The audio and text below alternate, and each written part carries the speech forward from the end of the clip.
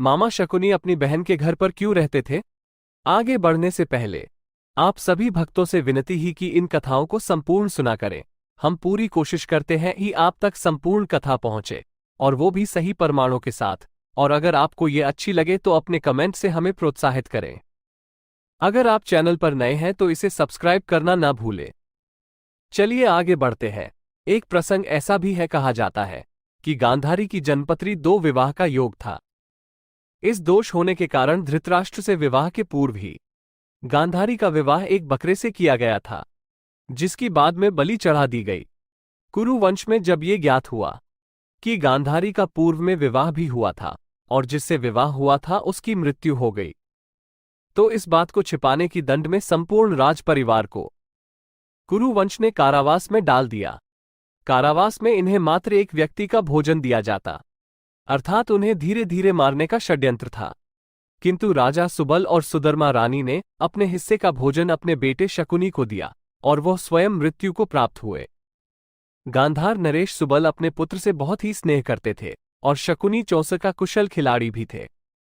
अतः उन्होंने शकुनी से कहा कि मेरी मृत्यु के पश्चात मेरे शरीर की अस्थियों से तुम पासे बना लेना। तुम जो भी कहोगे पासे उसका पूरा अनुकरण करेंगे। कहते हैं कि शकुनी ने अपनी पिता की मृत्यु के पश्चात उनके शरीर की अस्थियों मेरुदंड से पासों का निर्माण किया, जिनमें उनके पिता की आत्मा रहती थी।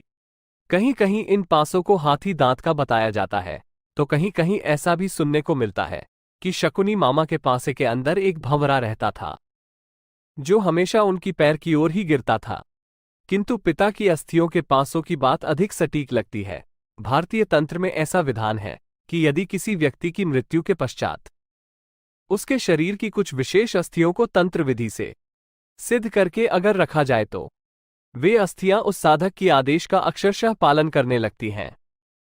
अतः हिंदू संस्कृति में व्यक्ति की मृत्यु के पश्चात उसकी अस्थियों के विसर्जन का विधान है। अपने परिवार की इस तरह की मृत्यु के पश्चात मात्र वही जीवित बचे। उन्होंने हस्तिनापुर में ही रहने की स्वीकृति प्राप्त की और फिर सभी का विश्वास जीतने के पश्चात धीरे धीरे कुरु वंश के विनाश का षड्यंत्र रचा। पहले शकुनी मामा ने पांडवों को मारने के लिए बार बार कई षड्यंत्र रचे, और जब वो सफल नहीं हुए तब उन्होंने द्युत क्रीड़ा को आधार बनाया और युधिष्ठिर को द्युत क्रीड़ा के लिए आमंत्रित किया। सभी जानते हैं कि इस खेल में जीत शकुनी मामा की हुई, जो कौरवों की ओर से खेल रहे थे। पांडवों ने अपना सब कुछ दांव पर लगा दिया, क्योंकि जिन पासों से यह जुआ खेला गया था वह शकुनी के मृत पिता राजा सुबल की अस्थियों के थे, जो शकुनी के आदेश का पालन करते थे। दोस्तों, आपको ये कहानी कैसी लगी? आप अपने कमेंट्स के द्वारा हमें अवश्य बताएं। ये स्टोरी पसंद आने पर लाइक और शेयर करें। ऐसी ही और कहानियों के लिए हमें सब्सक्राइब कर लें। धन्यवाद।